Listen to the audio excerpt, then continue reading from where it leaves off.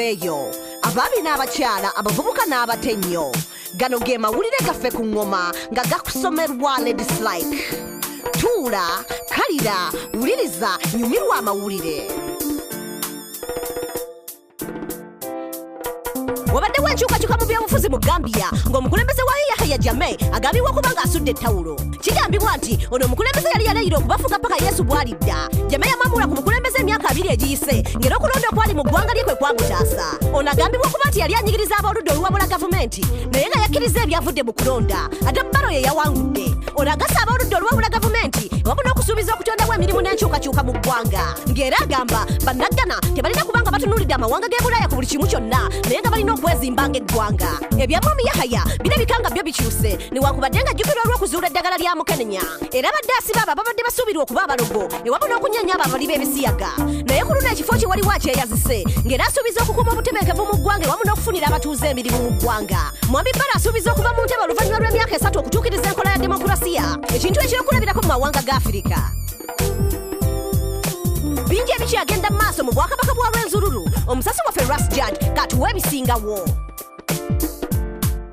Erikolangana lya government ya Uganda n'obukama bwa Rwenzururu bw'amahiko kwa mbaani eriloha government ya Uganda yikirayo obusinga bwetu omwangu 2009 namalo omwalinde hakatikati kabasirikale be government n'abasirikale bw'obukama bwatekireho erira ligirira rinene omwabitunga bebere beno n'obukama bwa Rwenzururu bwatsuka in separate movement nomaru 12 abakonzo mu bahayo obukama bwabo omalihanga lya Uganda erihika 12 aha abakonzo batekera hisi berirwanisa byabo ibabirikiriranizia ne government nerilo emyaka enyuma ebyo bugaga hauma neritakalya bukonzo byabyomokwa bikalete bizibu omwakipende kino government ya Uganda nayo yikatubaho habweruwati kyomwinya amataka neritendituha bakama wabo nomukama bamutekireko musango werikolangana n'abarebele abawita omupango werihanga lyabo erikahula wamayira habwo bunjibwa abakonzo n'abalaba abo mwamusasi abikero mwanoro Kivu habwo ryanza kutsibu neriwati kya habo bukama bwa Rwenzururu kyabirimenyikala indi kyakiwuma kwa shasonga shamani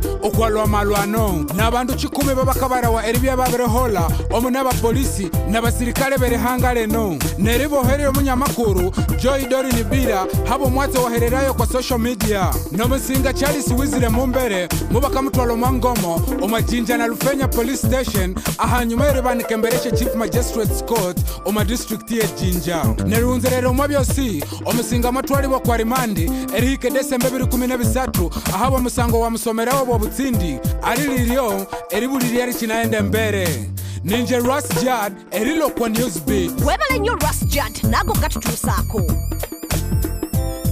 Okuva mu Nigeria kabaka w'ebyokwewunda ali luno omusasi waffe MC Loy kagatuwe Omunigeria Christopher Aire asobodde okukola erinnya mu kukola ebintu mu mayinja g'ebbeeyi n'asobola n'okufuna obugagga mwana bizinesi enkakkali obukugu bwe mugala amayinja bumuvudde ow'ettutumu ng'akozadde ebyokwewunda n'amasawo gakola ng'akozesa amayinja ga diamond ne zaabu. Mwami Aire yalekulira kampuni ya kitaawe y'amafuta okwolekera ensi ya Amerika naye yasanga ng'alina okukuba ekyeyo okusobola okwesomesa ne taata wa mukwano gwe bwe yamuyita okweyunga ku bizinesi y'amayinja g'omuwendo lwe lwali olunaku Aire lwe yatandikirako okusembula luno olugendo. Oluvannyuma lw'okukolera taata wa mukwano gwe okumala emyaka 6 mwami Aire yasalawo okutandikawo kampuni ye n'edola 50,000 ze yali alinawo. Olwo n'atandika okukola ebyokwewunda mu mayinja g'omuwendo ng'abitembeeza mu nsawo ye ng'ateekera abamanya wabweru w'ebifo by'ebbeeyi okubatunza ebyamaguzi bye. Omukisa gwamukwata lwe yasisinkana kafulu w'omuzannyo gwa basketball gwe bayita Gary Payton mu kibuga kya California eyakomekereza nga muguzeeko emidaali gya diamond ne zaabu ku $5,000 egya dola.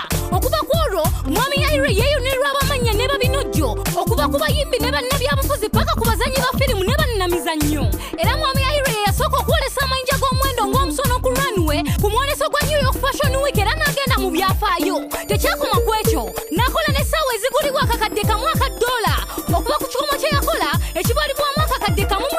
$7,000 egya dola nga kw'otadde n'olugoye olw'obukadde $4 obwa dola olwatwala essaawa 30 okukola ssaako ne gita gye yakolera omuyimbi Wycliffe Jean ku dola $5,000. Mwami Christopher Aire kati yewangulidde erinnya lya kabaka w'amayinja g'omuwendo. Segadde nze MC Loy nga mbaweereza ku Newsbeat. webale nnyo MC Loy nago gatutuusaako.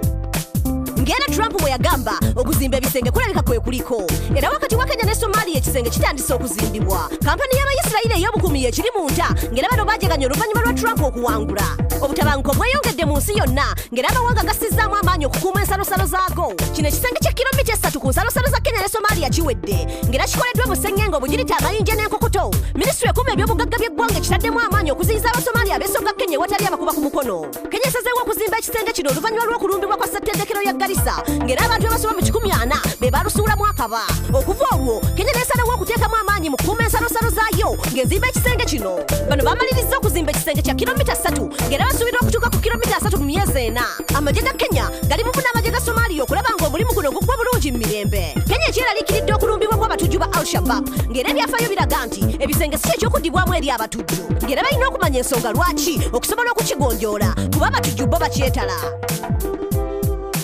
ago ge gabadde amawulire gaffe ku ngoma n'olulala tuula owuliriza amawulire amalala agookya nsigadde nze Ladislike gano ge mawulire ku ngoma wulira amawulire tuula kalira wuliriza goberera okuva ku studio paka ku street ge mawulire goberera engoma goberera engoma goberera engoma Kwame Ngoma goberera engoma goberera engoma goberera engoma goberera engoma